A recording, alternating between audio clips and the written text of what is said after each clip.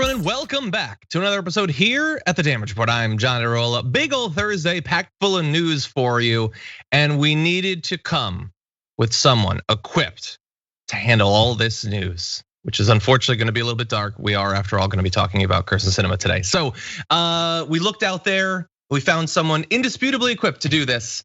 Dr. Rashad Richey joins us once again. How's it going, Rashad? Man, it's going great, brother. Good to be with you, big homie. How you doing, man? I'm doing okay. I'm doing How are you doing? How's the news treating you? I'm about the same. I think I'm a little bit above that, but not too far. Well, you are obviously, you're having to manage all the work that you already do in a lot of different forms, and we are drawing ever closer with every passing day to the launch of the special 8-week run of Indisputable, the summer series, which is coming June 7th. That's a Monday. Right after the Damage Report, 2:30 p.m. Eastern time, 11:30 a.m. Pacific time. It's gonna be you, Dr. Rashad Richey, 8 weeks. How is the run up to the show going? Man, I'm loving it. First of all, I could not ask for a better lead in than the Damage Report. All right, so let me first say that. We got a lot of great stuff, man. We got Jon Ossoff, US Senator. We got Killer Mike. We got some big surprises. And the format of the show will be pretty simple, right? We're gonna talk about news of the day. We're gonna talk about social issues, policy. We're also gonna talk about Karens. Okay, I got a segment called I Wish a Karen Would, right? And we have our debates. We have our debates, our infamous debates, where I am continuing to get threats from people on the right, QAnon, etc., because every time they send one of their guys to debate me, I send them back whimpering and crying and itching. Yeah. That sounds awesome. I gotta see this Karen segment. That sounds awesome. I can see a lot of your face in the emojis in the chat. Fanzui in Twitch in all caps says 40 episodes of the doc. Who's pumped? And that's a good point. Like when you say 8 weeks, you think, oh God, I'm so excited. But it's this thing. It's like you can encapsulate it 8 weeks. But that is 40 episodes. That is a significant undertaking. Thank you so much for that. It seems like I can't do that. Like that's a big number. Totally You've done, I mean, how many hours of content have you done in your life? 40, drop in the bucket, come on. But a very exciting drop, and I know everyone's excited for it. Thank you everybody for being here, regardless of where you're at. If you're on Twitch, watching on the members, on YouTube, anything like that. Thank you for being here, really do appreciate your support. Please hit the like button, share the stream so that people know we're active. And as we go through, as we've demonstrated, we're gonna be keeping tabs on what you're all talking about. If you have any comments, questions, tweets, super chats, concerns, anything like that, you can send those to us and we'll respond as we go. I don't know what that comment in there. Anyway, okay, so with that though, Dr. Rashad Richey, are you ready to do this? Let's kick it. Okay, let's start off with a fun one. The face. Throughout this year, Kyrsten Sinema has joined Joe Manchin as one of the unfortunately most powerful people in the country, because in her guise as a Democrat in a 50-50 split Senate, her having, whatever problem she wants with something, unfortunately might mean that it doesn't happen. Very often it has meant that it hasn't happened. And she's given this ever shifting defense of the filibuster that seems incredibly disconnected from the way that it's actually used, its history, and all of that. Well, she recently, along with Joe Manchin, said on the Capitol 6th Commission, that vote that we just had last week, this has to happen. We can find the good Republicans. We're gonna make this work, bipartisanship at its finest. And then they filibustered it and it didn't happen. And in fact, she didn't even participate in the vote. She was off somewhere. I don't know, maybe she was going to see an advanced screening of The Quiet Place 2. I don't know, nobody knows, she just wasn't there. So is that going to change her opinion on the filibuster? The fact that they once again filibustered this thing that she called an inexcusable thing to vote against? Well, here she is on the filibuster. Well, as folks in Arizona know, I've long been a supporter of the filibuster because it is a tool that protects the democracy of our nation, rather than allowing our country to ricochet wildly every 2 to 4 years back and forth between policies. The idea of the filibuster was created by those who came before us, the United States Senate, to create comity and to encourage senators to find bipartisanship and work together. And while there are some who don't believe that bipartisanship is possible. I think that I'm a daily example that bipartisanship is possible. Not just this trip today and tomorrow that John and I are doing, but the work that John and I and many other of my colleagues in both parties do on a regular basis. Okay, I have thoughts, but Dr. Rashad Richey, what do you think about that? All right, so first of all, let me say that actually the majority of bills that are passed are bipartisan bills. We're not talking about bipartisan bills. We're talking about bills that have massive social and legal as well as economic impact. The big bills are not bipartisan. The big bills are the ones we pay attention to. The big bills are the ones where people will actually have a change of outcome in this country, and that's what's being ignored here. So she can keep talking this bipartisan malarkey. Let's be very clear about what she's really saying. She's saying that she wants to play politics so that she is politically safe on her home base, while at the same time acting as if she is a coalition builder. There is no coalition builder anymore. Trump got rid of that completely. The little bit that was left went out the door with Trump. It started to go out of the door with President Barack Obama because of the extreme hatred and racism they had toward him. And now the only thing that will save this nation and the only thing that will save the Democratic Party are progressives who are willing to hold everybody accountable to an agenda rather than a political partisan talking point. Yeah, and hold them accountable in a lot of different forms, up to it including primarying senators who suck. That is correct. Like we're seeing right there, and I can't wait for that. So she said there, I'm an example of how bipartisanship can work. No, but like we're talking about like trying to get the most important bills passed, not this shallow, meaningless bipartisanship about things that don't matter. Like, yes, the Republicans will allow some bills to pass that don't challenge them or the status quo in any way. They'll do that, that's fine. But what does bipartisanship actually mean? Like she's like, and not just this trip with John Cornyn, who she didn't acknowledge, but participated in the filibuster of the January 6th Commission. So that great, awesome guy that she gets along with literally blocked a vote from even occurring on an investigation into what she has described as this appalling attack against Capitol Police, and it left them dead. And how could you possibly, I don't know, don't tweet about it. Talk to your buddy when you're at lunch or whatever. You can turn to him, have him put down his sandwich briefly, and you can ask him why he filibusters that, and why he's gonna filibuster the Equality Act, and why he's gonna filibuster the For the People Act, and why he's gonna filibuster the infrastructure bill. Even if they compromise and compromise and compromise and tear it down to a tiny fraction of its current size, he will still work to filibuster it. So she will talk about like how bipartisanship is possible. He is laughing at her, maybe on the inside, often with his friends, probably on the outside too, about that, because he knows it's not true. Fundamentally, she knows it's not true, Rashad. She's just gonna continue saying it as more and more of the time that Biden has slips by with very few accomplishments. And that's why you gotta call people out like this who play games. See, they're playing games. They're playing games that have real world impact. And I also blame Democrats for not being able to properly message what the filibuster is. Its origin is from racism. Southern Democratic racists wanted the filibuster and used the filibuster in order to stop anti-lynching laws. I mean, it sounds like a good idea to get rid of lynching as something that we do legally in America. They used it to stop integration in the United States. They used the filibuster so that they could hold on to this white dominated white supremacy, et cetera, et cetera. That's what they did with it. Well, Democrats aren't willing to actually go on record in a messaging way. They have said it in silos, yes. But have they created an actual messaging campaign? No, because questions will arise, such as, well, wait a minute, Democrats did this. Or wait a minute, so-and-so who was a Democrat did this, or they supported this. Yep, you're going to have to deal with the demons of your own party if you want to tell the truth about the filibuster, message it properly, and get sentiment on your side like never before. You're going to have to throw some Democrats under the bus to do it. Yeah. Well, you're telling the truth about the filibuster.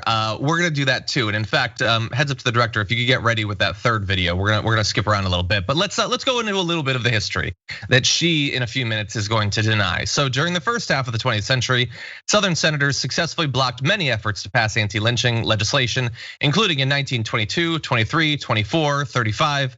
That year, the New York Times wrote, "One could hardly have witnessed the Senate scene this week and failed to notice the determination of the group of willful Southerners to prevent action." In 1938, Southern senators again shelved an anti-lynching bill with a 30-day filibuster. They shut down the federal government for a month to protect lynching. Some Republicans continue to filibuster legislation that would designate lynching as a federal hate crime, even now in 2020. Like, we can talk about the history of the filibuster, and we should, but let's also acknowledge it's still used in the same way.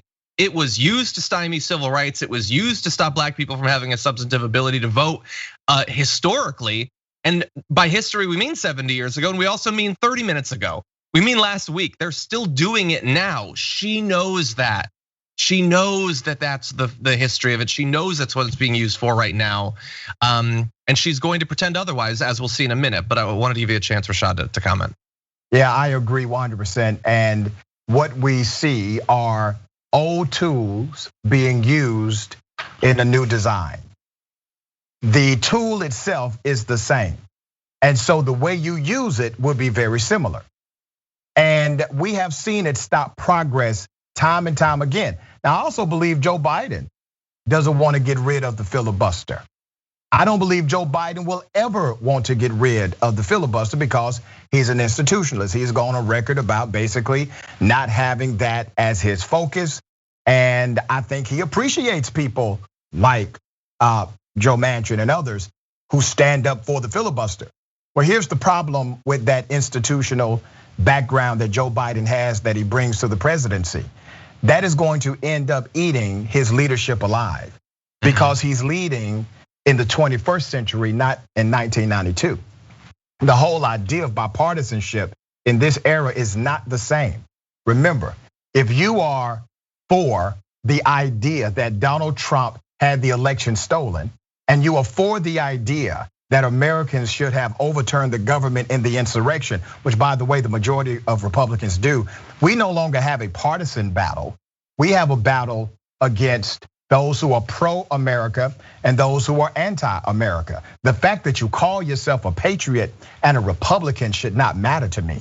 If you believe that you should overturn the country and you believe in a myth about the president or former president of the United States, you're not even for the country that you live in. Yeah, it's nonsense. We're gonna turn to her comments about Jim Crow in a bit, but it's like, I don't know, it makes me think of like a terrible abusive relationship where like finally the guy gets kicked out, but you still give him the ability to like veto her future relationships, her career changes, she can't move if he doesn't let her. Like, wait, why? Why is he still in control when he's not in control? But that is what she is willingly giving to the Republicans. Her and Manchin have decided, and they'll say, oh, it's designed so there are like huge changes, from like one administration to the other, which that doesn't exist. It's not a true concern. What they're concerned about is actual working people ever having power. They want consistency of, sure, sometimes Democrats, sometimes Republicans, but nothing big will ever be done to challenge those with power and those with money. Anyway, here is what she has to say when she is challenged about the dark history of the filibuster. A lot of folks say that the filibuster is a relic of the Jim Crow era. And my sense is you don't support those things from the Jim Crow era, so why would you support the filibuster? Well, the filibuster was not created as a tool to accomplish one thing or another. It was created as a tool to bring together members of different parties to find compromise and coalition. It was designed to be a place where you cooled the passions of the House, where you work together to find that compromise, and importantly, where you protect the rights of the minority from the majority, regardless of which party is in the majority at the time. Now, so a lot of what she said is ahistorical nonsense. It was used like 50% of the time for the first 50 years of its use was to stop civil rights legislation. So it definitely was a tool designed for that. However, there is a bit of truth in what she says at the end, which is It's meant to protect the rights of the minority, regardless of which party is in power. And people use that without really defining the terms to make it seem like, well, now you'd like your side to use power, but like, what about the next time? The minority, we're talking politically. No, it's the wealthy. The wealthy will be protected no matter who is in power. So if like the even more blatantly corrupt and pro-corporate Republicans are in power, then they'll give tax cuts to the rich and to corporations, and they'll stop anything else from happening. And if like the people get so fed up with it that they finally get through all the voter suppression and the way the Senate is fundamentally unrepresentative and the Electoral College and all that they get the Democrats in power, then even if some of the Democrats are willing to change the policy, and far too few of them will, doesn't matter. Republicans are still in power. As long as they can maintain just a little bit of popular support, they will be able to control basically everything. In fact, I saw the Brennan Center for Justice has a projection by 2040, given projected population growth, 2/3 of Americans will be represented by just 30% of the Senate. Wow. So it is becoming more difficult, more monumentally impossible for the people, even if they can work through all of these legal changes to make their vote not count, to ever have enough political power to just have a majority, let alone 60%. The filibuster is seeming like insult to injury at this point, because we can't even get 50% to actually support anything that's gonna benefit working people. Yeah, what are they afraid of? For those who believe that somehow getting rid of the filibuster creates this potential world in the future where Republicans can take over and then simply unravel what you've done. Well, hell, that's politics. That's how it actually works. But if you get in and do a good job, if you do the job that you are paid to do, elected to do, why would the American people vote you out of that position? So what are you afraid of? You're afraid of 50% plus one? You scared of that? That's called democracy. If you are afraid of a simple majority in any formation, that means you signed up for the wrong job. You are afraid of actual democracy. And all of this, well, what may happen in the future? Well, yeah, that's what we're talking about. We're talking about securing the future. We're talking about having an agenda that is so powerful and so dynamic that it impacts American citizens in a way where they actually see you doing your job and you get it done. And because of that, you can retain power. How do you retain power in democracy? Not by negotiation, but by doing a damn good job and people voting you back in. That's democracy. Yeah, in theory, it sounds good. I'd love to experience it at some point. Yeah. In reference to something she said though, I have a question for Kyrsten Sinema and every person who says the filibuster is designed to bring both sides together. It's about comedy, about coming together and working together. Okay, so why doesn't that ever work? Like on anything important, on anything substantive, why can you keep saying that, being proven wrong, like the other side laughing in your face as your stupid ahistorical take on the filibuster is proven laughably wrong over and over again? Why doesn't it ever have to actually work for you to keep saying that? Like you just say it anyway. Why would it work? Why would the filibuster bring both sides together? There's a very basic requirement for her and other people's hypothesis to actually work, and that would be for both sides to want something. If both sides wanted something, then in theory, the Republicans would have to come and work with the group in power to get what they want.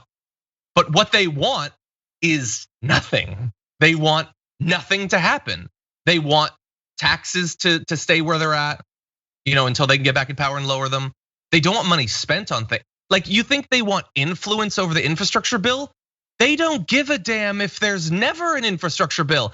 They had power for years and didn't pass one.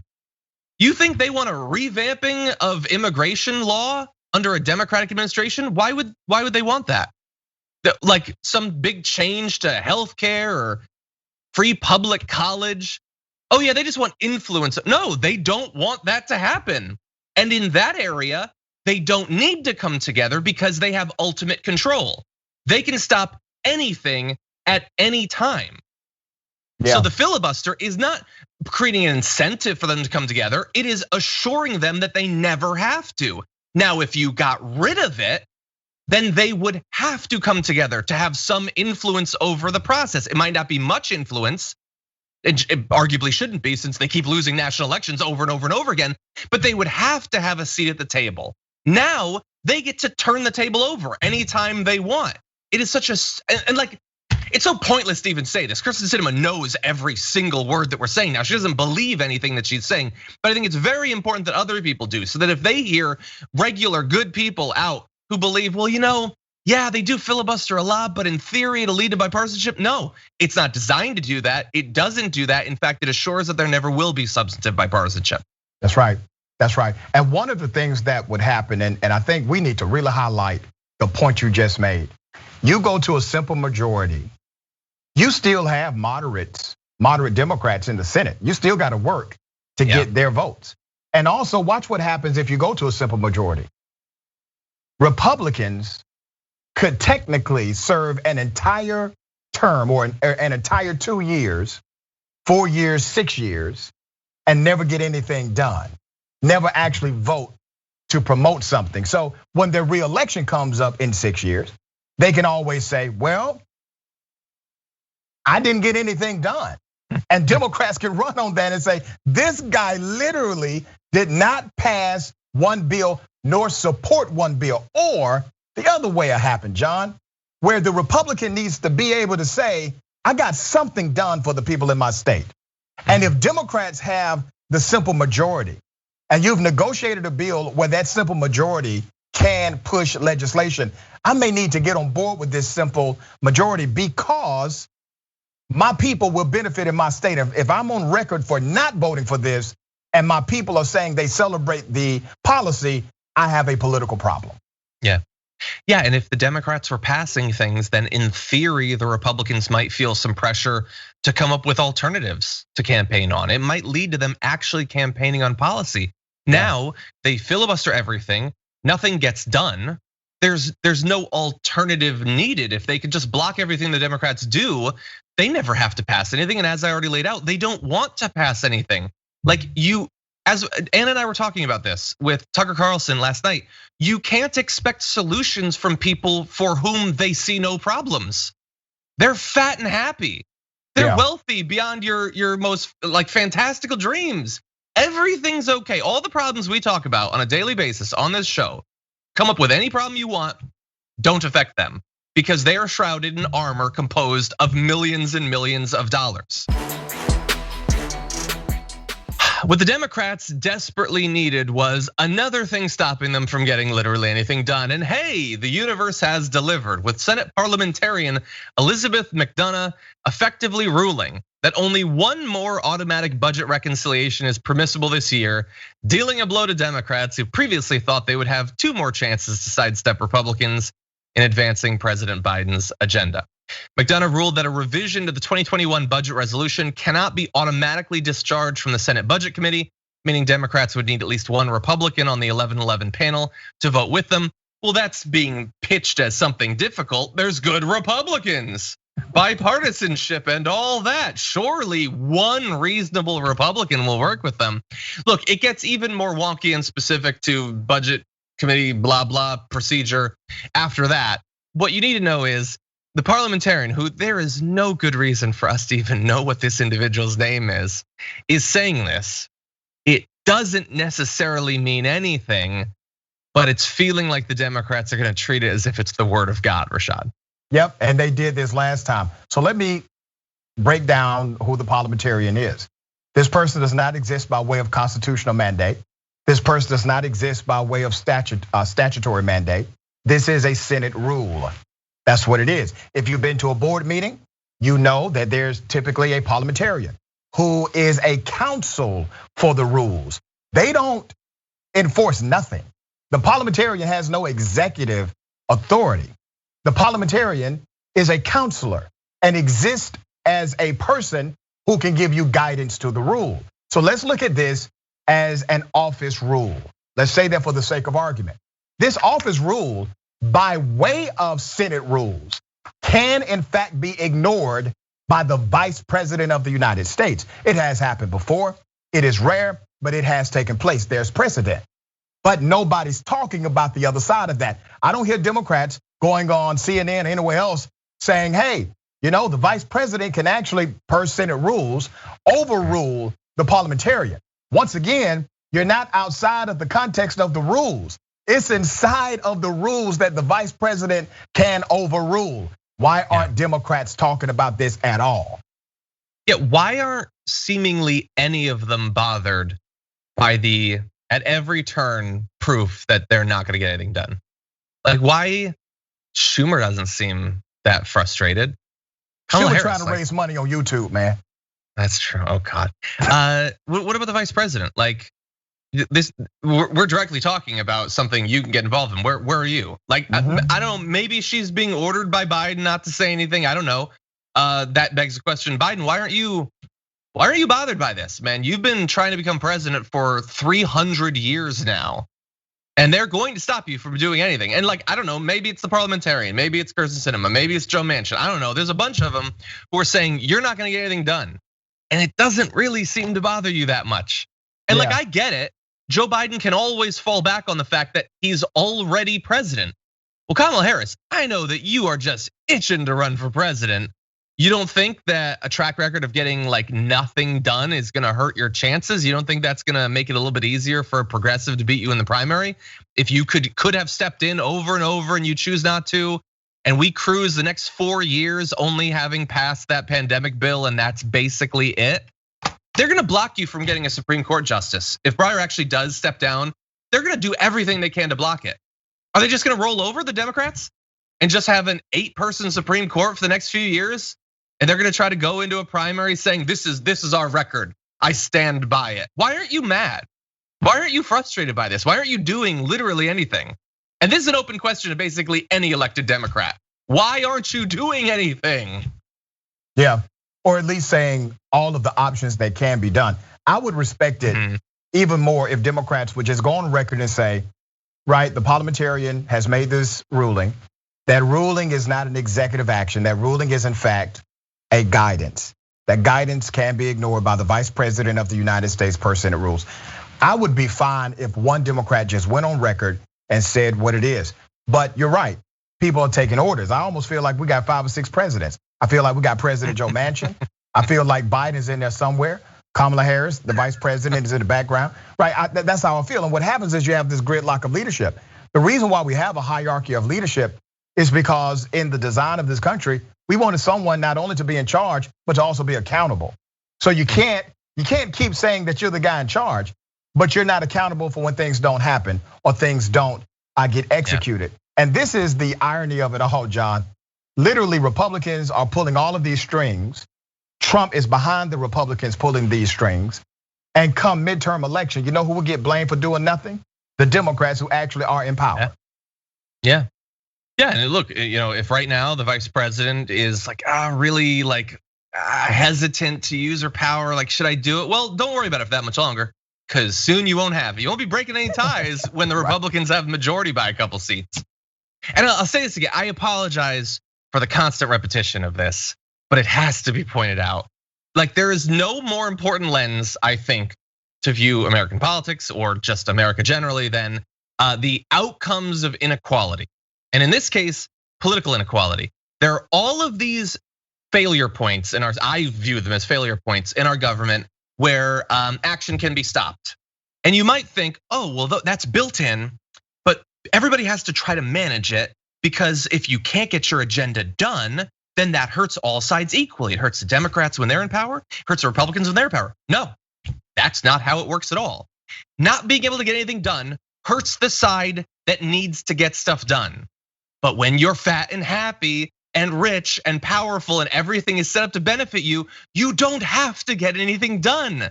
Their failures to get something done, that's just a great stalling tactic. And it wards off, popular concern for why Republican presidents literally never do anything. It is not equal. That is why these things need to be fixed. They cannot just abide, and sometimes it hurts us, sometimes it hurts them. No, it hurts the working people all the time. The rich people never. That's how it works. Man, you hit a grand slam, brother, because you're right. Anytime you hear a politician talk about, well, if we do this, the opposition party is going to do that. Well, you have left the individuals who are absolutely impacted all the time out of your entire whataboutism. But it shows you it shows you a glimpse of their soul. It shows you where they are in their thinking about how their leadership should roll. And that's why the best way to change a system is to replace the people who implement the system. That's the way to do it. We can keep trying to change the mind of these politicians, but the way to really get reform is to change out the actors who are in charge. Yeah, you're right. And it's really slow and it's really frustrating, but it might be the only way. Okay, really fast, let's move into, oh my God, what happens when the government actually does do something? We don't often get to talk about this. Over the course of the past year, 15 months or so, there have been a couple of rounds of stimulus checks, the survival bill checks that have gone out. And what effect did those actually have? In this rare instance where the federal government actually uses the money that people have paid into it to benefit those people who are hurting. Well, a new analysis of Census Bureau surveys argues that the two latest rounds of aid significantly improved Americans' ability to buy food, pay household bills, and reduced anxiety and depression, with the largest benefits going to the poorest households and those with children. Among households with children, food shortages fell 42%, financial instability fell 43%. Among all households, frequent anxiety and depression fell by more than 20%. And all of that was bought with a little bit of money that we throw away in tax cuts every single time a Republican gets inaugurated. And we're always told it'll trickle down and it'll benefit the people at the bottom. Well, radical idea, what if you just gave those people the money directly? What if those are the ones that actually benefit and it didn't have to filter through the whims and fancies of a bunch of political elites? Well, so Rashad, it's these are not final. There are other things that could potentially be affected this, but it looks like those survival payments actually had the effect that it was hypothesized they would. It worked. It would have worked better if we didn't have to compromise it. And that's the lesson in this. Yes, it worked, but there was a plan put on the table by progressives that did even more. So we could be talking about a much higher number of people who are helped by these programs. So I'm glad that people are helped. I'm glad that the program shows that it actually does work when you implement it, execute it the right way. Government has its place, and this is one of them. You pay into a taxation system. You're supposed to use that money to help people when they are in need. But remember, we still spend more money to kill people and blow things up. We would never argue over going to war. Have you ever heard somebody on the Senate floor say, John, it would be a great idea to go to war with Iran this year, but we don't have it in the budget. We always have unlimited money to kill people and blow things up. Don't you find that amazing? And then we pitch pennies. We pinch them when it comes to, let's say, Meals on Wheels, right? We don't have enough money for that. Historically black colleges and universities completely tapped out. But if you're talking about bombing a brown country, we got excess of funding for that. Yeah, it's just like imagine we're in week 2 of the coverage of the negotiations to see if they can scrape together enough money to continue blowing the hell out of Yemen. Right. And then, oh, nope, they've come out of the room. They just couldn't make it work. I guess the war's off, everyone. Right. Imagine if that happened. What if, how is it not that you have to fill all your other obligations and then the money left over, you can put it into bombs or whatever. It's not like that at all. You don't, I like wasting money as much as any American, but the bills and your food have to come first generally. It can't all go into cosmetic skins for League of Legends. That comes after, okay? Okay, so let's check in on QAnon and what people think about it. And this matters. We're gonna give you the results of a study of what different demographic groups think about the absolutely insane theories of these QAnon people. But bear in mind, already in the 22 congressional cycle, there are 19 declared QAnon candidates for office. Isn't that fun? There were way more in 2020, and there's a lot of time. We'll probably break records. And this is not delving deep into their forum posts to try to find some indication. No, they're just putting hashtag when we go one, we go all in their comments and stuff like that. It is open QAnon stuff. Well, what country are they running in? What will the American people think? Well, at large, depending on how you word it, and it's pretty conspiratorial stuff. They're not trying to trick people into answering this. If you ask people, the government, media, and financial worlds in the US are controlled by a group of Satan-worshiping pedophiles who run a global child sex trafficking operation. One of the core elements of the QAnon thing. 15% of all Americans are like, yeah, no, that's true. That's a thing that's true. 23% of Republicans, hell, 8% of Democrats believe that at large. And you can get different numbers if you word it differently, like there is a storm coming soon that will sweep away the elites in power and restore the rightful leaders, that sort of nonsense. 28% of Republicans believe that. Fully 1 in 5 of all Americans believe, oh, everybody that I don't like in politics and entertainment, they're gonna be swept away. You're gonna have no more Biden, no more Chrissy Teigen. It's all coming up me, thanks to the storm that's coming. And we've got a lot more that's gonna break this down, including that last bit on there about violence. But Dr. Rashad, what do you think about this?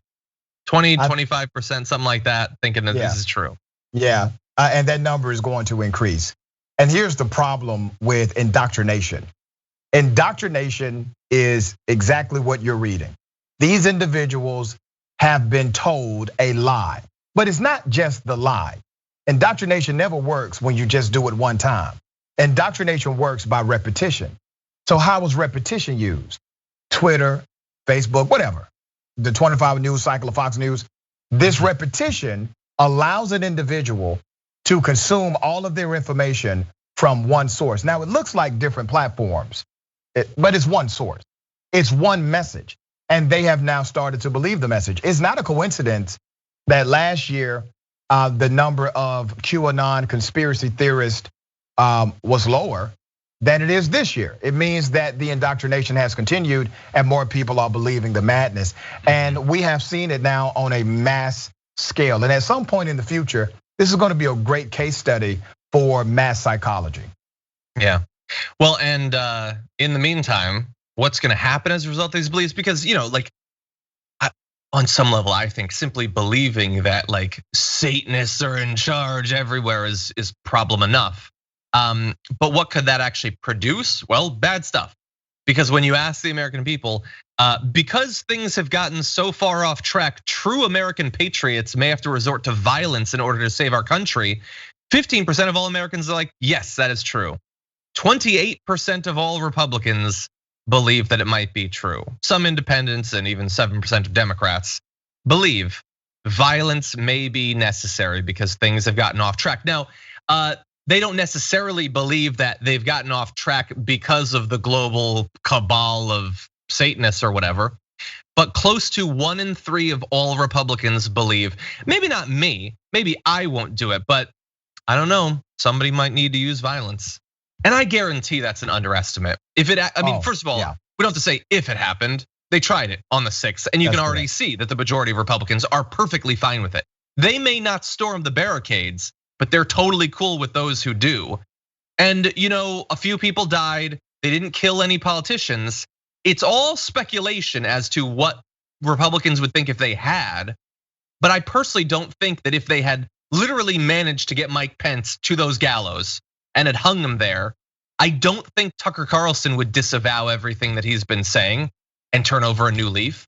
I don't think that most Republicans would be like, oh my God, we've gone too far. All this Trump stuff, this QAnon, we really do need to turn a new direction. I don't think so. I think that their ability to forgive and apologize for literally anything, the worst violent excesses, I think we have not even begun to reach the limits of that. Yeah, and this is what happens when you get your news from Alex Jones. You create these individuals. I always question the idea of what's happening now in America being the absolute worst thing that has ever happened, because you have a lot of Republicans who say that the country is being taken away, that the morality of the country is falling, and then they'll cite things like the LGBTQ community as a way that morality is somehow questionable in the United States of America or somehow falling apart. Did they forget that they used to own people? And they could own those people, kill them, rape them, beat them, molest them without repercussion from the government. I would say that's actually the darkest history in the United States of America. And if you don't believe that that was the darkest hour of this country, everything you say is bull to me. I don't know why I've never put those two things together. And like obviously QAnon, it like is a national thing, but it's more common in more conservative areas. Like they deny that was bad at all. Right. That when there was a political cabal, as Marjorie Greene would say, of people human trafficking, sex trafficking, breaking up families, selling people, they don't like care about that at all. No, but the fictional version really bothers them right now. They do not talk about it in that context. But slavery was also child sex trafficking. Slavery was also child molestation, and they somehow forget, or they willfully forget, the darkness of this country, the real darkness of the country. Yeah, you're 100% right. Here is a story that I think rightfully opened some people's eyes about this insane racist practice that just now is ending. And it comes to us via the NFL, which announced yesterday that they've pledged to halt the use of race norming, which assumed black players started out with lower cognitive function, in a $1 billion settlement of brain injury claims and to review past scores for any potential race bias. You know what? I'm gonna make a bold prediction. I think they're gonna find some. In its use of race norming, the league compares a given player's cognitive test scores with the supposed norm of his demographic group. Under the methodology, black players are assumed to possess a lower level of cognitive function than the average white player. So in theory, if your brain is damaged, in the way that it's been shown that years of playing football can do, if they pretend that you started at a lower cognitive level, then a massive decline from those injuries would read as no decline at all or a smaller one. And that is madness, Dr. Rashad. Like, I guess, look, I shouldn't, put anything past America or wealthy corporations, but the fact that was going on up until yesterday is insane. That sounds like some mad scientist stuff, man. Like this was real, and this was considered to be legitimate in the application of how we determine who should receive, compensation because of what the NFL has done to brutally injure individuals. That's amazing to me. But once again, for those who are still denying that systemic racism exists, here's another example. You don't get more clearer of a systemic racism issue than literally saying, oh yeah, we're a major multi-billion-dollar corporation. And by the way, we believe black people are inherently dumber than white folks. Yeah, and look, part of it, I'm sure, is that they don't want to give any player a single dollar in compensation for the injuries they've sustained. But racism is a particularly reliable and predictable fallback for that. Now, and Dr. Rashad there was talking about like it doesn't get any more systemic than this. Even their defense of it proves that point. The NFL has defended the practice in the past, saying its standards, quote, relied on widely accepted and long established cognitive tests and scoring methodologies. I bet they did. Right. On long established, widely accepted, racist cognitive assessments or predictions. Like, yeah, I'm sure lots of people have been racist for a long time, and lots of other racist people widely accepted that racism. Like that is not an actual defense. It is amazing that it took this long. I'm glad that it's finally changing, and that there might be some ability to go back and correct if you did not get a settlement, and very few did, by the way. More than 2,000 former NFL players have lodged dementia claims as a result of their injuries, but fewer than 600 have received compensation. And so with lawyers saying that more than half of NFL retirees are black, and so few receiving any money at all, and the money they're receiving probably lower because of this race norming practice, this is a massive injustice affecting hundreds and hundreds and hundreds of people. And so it's good to see at least some change. Yeah, and cognitive tests are always implicitly biased. As a college professor, I use something in the classroom called differentiated education. That's when I look at different elements to help a student understand the curriculum. 1, cognitive thinking. 2, relational thinking. What I have found is that some individuals who learn, they learn better when you make the relationship connect to the curriculum. There are other students who learn better when you make a cognitive analysis of the material. That just has to do with learning style. Learning ability is not the same. as learning style. And these cognitive tests, what they have tested is learning style and interpreted it as learning ability. Yeah, it's actual, like what you're describing is in setting up a system, it, like this might be charitable, is ignorant about the way that people learn, and their ignorance is thus producing the mirage of ignorance on the people being actually tested. That is correct. To some extent, I'm not sure that it is 100% ignorance. It's very convenient, so maybe it's intentional. But yeah, you're so right. People learn in different ways, and the tests need to reflect that, and they basically never do. And this is one great example of it, but obviously this affects millions and millions of people when it comes to standardized testing and things like that as well. Yeah, and in this case, it actually affects people getting the money they deserve. Exactly. Yeah, exactly. Okay, well, let's move on to our last topic for the day, something we haven't often talked about, and I can't wait to see what happens in my DMs after this. Don't at me, honestly. We're gonna talk about it, but then I don't wanna talk about it anymore after that, but we're gonna turn to this now. 2021 has seen the rise of NFTs. These are the non-fungible tokens called crypto collectibles. They come in a lot of different forms, but they exploded in popularity earlier this year. A video clip that was created by digital artist Beeple, whose real name is Mike Winkleman, was flipped to a record $6.6 million last week. It had originally been bought for around $67,000. By the way, what I'm referencing is from earlier this year. So this was one of the first big sales of an NFT. And you might not have been paying much attention this year. You might be wondering, what are NFTs? Well, look, partially it's complicated, and also you might not need to know it for much longer.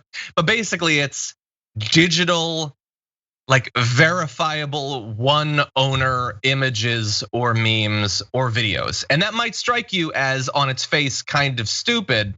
I'm with you, buddy. I know I'm an idiot. I don't get any of this stuff. But anyway, back at that time earlier this year, one of thousands of computer generated avatars called CryptoPunks sold for $2 million. A crypto art rendition of the Nyan Cat meme from 2011 sold for $590,000 at an online auction. A meme for $590,000. Well, so why? Why did this blow up? Well, there was a lot of conversation about this. There were some pros and some cons, advocates and people who are against it. Proponents say that they fix a big problem with the internet, which is artists not getting paid for the distribution of their content online. Seems like a totally legitimate concern.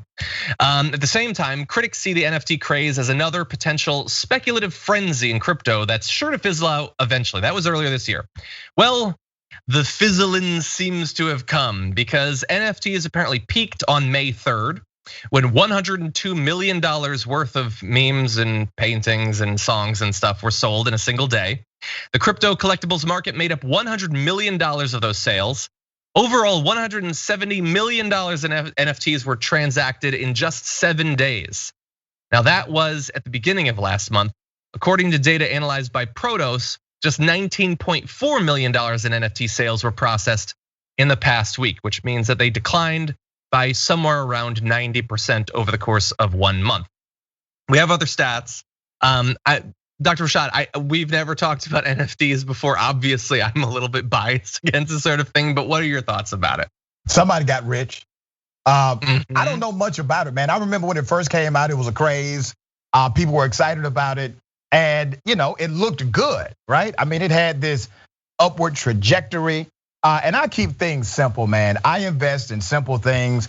I do have some rules to investment, like I don't invest in prisons. I won't invest in companies that won't hire those that have been incarcerated before. So I have these rules. So I keep things really simple. When there's this, it's not just cryptocurrency. And that's the thing that makes it even more confusing, because cryptocurrency is already kind of confusing. It's different than that. It's like an added layer of something else in the cryptocurrency market. So because it was hella confusing to me, I never got involved in it. But I just tell people, man, you get what you pay for, buyer beware, make sure you research and follow the market, because if you took your money out before May 3rd, you may have been okay. Yeah, some people definitely made money. I mean, whoever it is that was able to sell the Nyan Cat, they got their money's worth for that image of a cat. I think, they got several Ferraris for that cat picture. Anyway, look, what I'm mostly talking about here, what the analysis is mostly talking about, and my frustration is about the, I think, objectively outsized payments for specific things, not the fundamental idea that there should be some sort of verifiable ownership of digital content.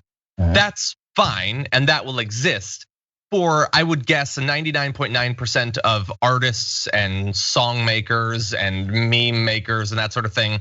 They're not going to be making millions of dollars for their thing. And long after this speculative bubble has burst, hopefully they'll have a technology that they can use. And if that leads to more people getting paid for their content, that's a good thing. But this is madness. This is like some of the stuff we've seen with stocks, some of the stuff we've seen with cryptocurrency. This is people desperate to get rich off of the perception that people can get rich. Yeah. And so they say that it can happen so that other people can believe that it'll happen. It is a self-fulfilling financial prophecy that for some will result in them getting rich. There are people who have made it big off of cryptocurrency. There are people who made it big off of NFTs. But every dollar they've gotten will be funded by people who will not get rich off of it. And best case scenario, they end up with a picture of a cat. Some people will not even have the picture of a cat. They're just gonna lose everything when these bubbles burst. It's kind of like Herbalife. Yeah, but at least in that case, you get herbs, right? Or juice, Right, I don't know, what do they sell? You can't sell it, but you got something in the garage. Exactly, you got a big box of something juicy, I don't know. Anyway, so we'll see, maybe it'll come back, and there are still some subcategories of NFTs that are doing okay, but the massive like frenzy, people were like just looking around their hard drives to find something to label for $1 million and selling it. That might have died off for a little while, but we'll see. Anyway, Dr. Rashad Richey, that is unfortunately all the time we have, but thank you so much for joining us. As always, it's always a pleasure to have you on. We began the show talking a little bit about Indisputable. It's still a little bit off. It's less than a week at this point, right? We're just a few days away. So you want to give people a pitch to get them excited for the launch of the show next week? Absolutely. So we launch June 7th, 2:30 p.m. Eastern time, 11:30 a.m. Pacific time. Make sure you join us. We got a lot of hot stuff. But do me a big favor. I want you to join the YouTube page to become a subscriber on that YouTube page. You can go to youtube.com/indisputable TYT. Indisputable TYT. Make sure you subscribe. Hit that bell. Appreciate you, man. No, anytime. And very excited to see the launch of the show. Thank you, brother. Have a good one. Here's something that you might not know. In the United States, you can be an elected representative in Congress, and you could be having committee meetings, meeting with lobbyists, passing legislation that affects different segments of the economy. And you can be buying and selling stocks that will be directly and predictably affected by your actions or inactions. Is that crazy? That literally is totally legal. There's nothing wrong with it. And most people don't even know about it, let alone talk about it or make political decisions based on it. But that might be changing. There have been some little attempts in the background in the last few years to possibly change that legal situation. And we have a new one coming. And joining us now to break it down is the senior Washington correspondent for Insider, returning once again, Dave Levinthal. Thank you as always for being here. Hey, great to be with you, John. Great to have you here. So Senator Elizabeth Warren wants to do something about stock ownership, right? She sure does. She wants to get rid of it. She wants to ban it for members of Congress. So effectively, if you're a senator, if you're a member of the House, and you own individual stocks, might be an AT&T, might be an ExxonMobil, she wants to prevent you from doing that. Now, she says that, hey, it's okay if you want to have a mutual fund or some index traded fund, that's okay. But if you are, in fact, a member of Congress and you are going to those committee hearings that may have some sort of an effect on the way that business is conducted in the country, the way that businesses are taxed, the way that the government interacts with businesses, and that this should not be happening. And also, too, she wants to apply that not only to members of Congress, but apply that to other top officials, the President of the United States, top judicial officials, and so on and so forth. Okay, and so this is not the first time, based on your analysis, she's actually advanced legislation similar to this in past years, correct? She has. So you have to go back 10 years, John, to when the Stock Act became law. And what the Stock Act was originally intended to do was to do exactly this: ban members of Congress from being able to buy and sell and trade individual stocks of companies that do business with the government, that come before Congress, might even be government contractors. Wanted to get rid of it. But the bill got watered down, as these things oftentimes do in Washington, D.C. And ultimately, the bill did lots of things, but one of the most important things is it said, all right, we're not going to ban this practice, but you have to disclose your activity publicly. If you buy stock, if you sell it, you're going to have to tell the public that you've done that, and do so in a relatively quick period of time. Now, that is often worked out, but not always. We've done a lot of reporting around the issue of members of Congress just simply not disclosing when they should. And Elizabeth Warren, over the past couple of congressional sessions, has advanced legislation, although it's gone nowhere, to try to ban the practice of stocks. What's different this time is that Democrats control the Senate and Democrats control all of Congress. So the possibility of this legislation going forward to a degree, to a point beyond where it had in the past, is much higher than it was if we were having this conversation even a year ago. Okay, so she's tried in the past and has failed. How much support have those past efforts? Obviously they weren't successful, but those past efforts, has she had a lot of Democrats sign on as co-sponsors or otherwise show support for this legislation?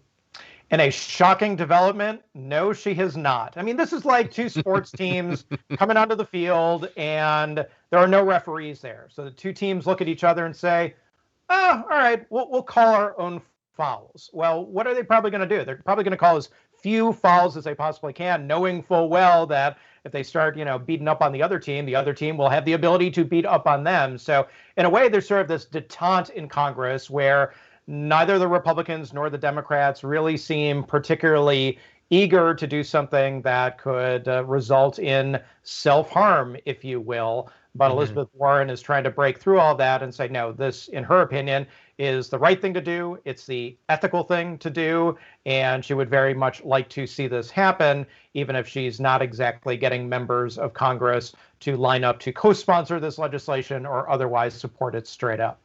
Yeah. I have more questions, but let's just pause for a second and acknowledge that expecting them to take an action that would stop them from doing unethical things to personally enrich themselves seems like just one of those absurd wrinkles of American representative government.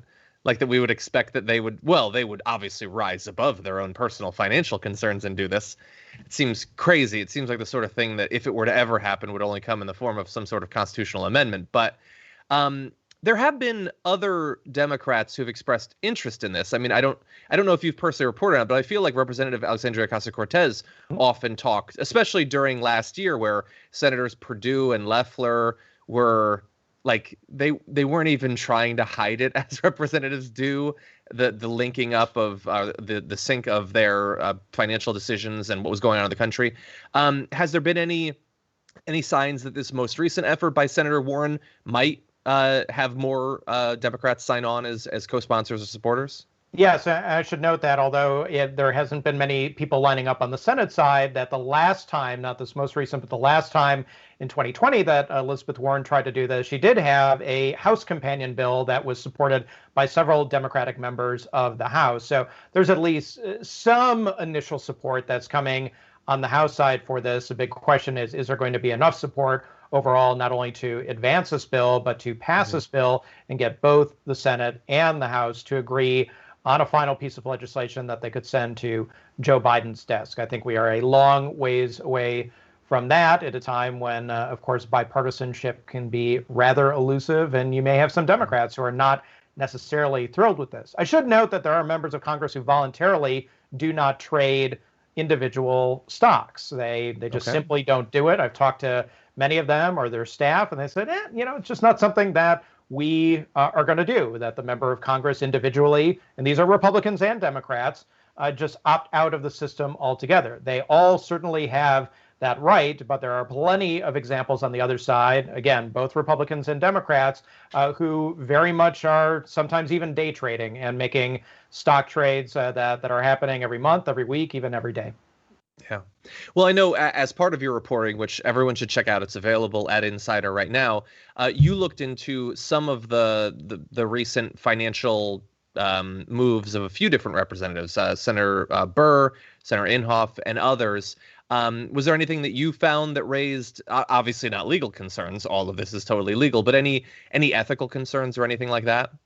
Well, the biggest one and the most notable one where several members of Congress have kind of gotten crosswise with standard notions of ethics or even potentially the law, it surrounds the COVID-19 pandemic. You had a number of senators, a small number, but still, several who were making very active trades right around the time that the pandemic was becoming a pandemic here in the United States, and major questions being raised as to whether they were acting on information that they were only privy to because they were members of Congress. They were going to special secret hearings that you or I were not able to attend, and then making stock trades in kind of a flurry of action right around February and March of 2020.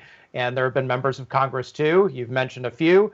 And also, too, on the Democratic side, most recently, Tom Malinowski of New Jersey, who have made trades that have been of companies that have a direct stake in the way that the pandemic is going to go forward, biomedical companies, pharmaceutical companies, medical device companies, and just to name a few. So this is something that has gotten a few members of Congress in trouble. Richard Burr was under federal investigation for this. Kelly Loeffler and David Perdue of Georgia, no longer senators right now, having been booted out of office by voters. They also got wrapped in, and a few others too. So this is not an isolated problem. This is something that has happened not only to several people, but several times over the span of many months. That'll actually be my final follow-up is Loeffler and Perdue, both drew a lot of negative attention in the press thanks to the really egregious choices in terms of what they sold, what they bought, and I think, very reasonable concerns about what information they might have had access to that we did not, and that they could have been exercising in those decisions.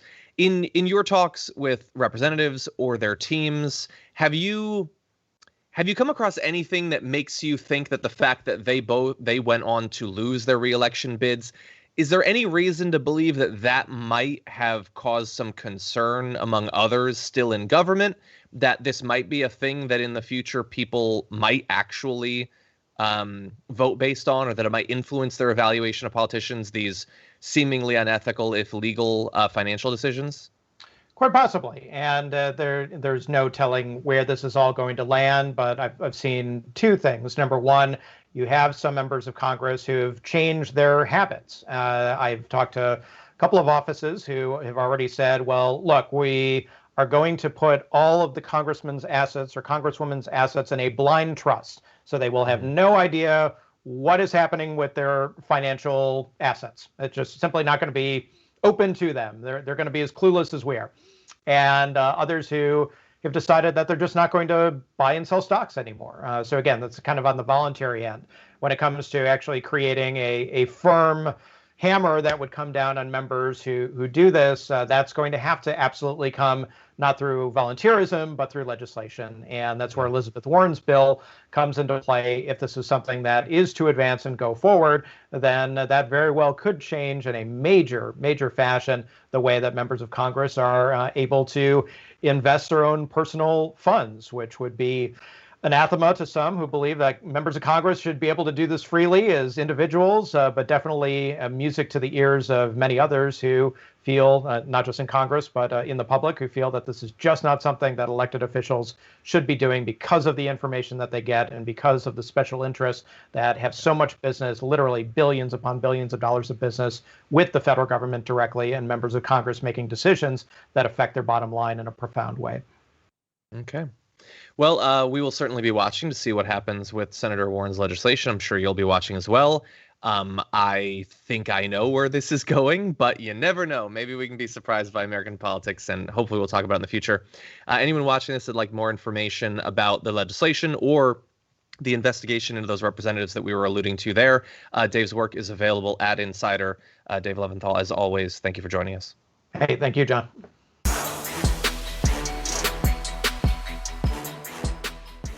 Thanks for listening to the full episode of The Damage Report. Support our work, listen ad-free, access members-only bonus content, and more by subscribing to Apple Podcasts at apple.co/TYT. I'm your host, John Adarola. I'll see you soon.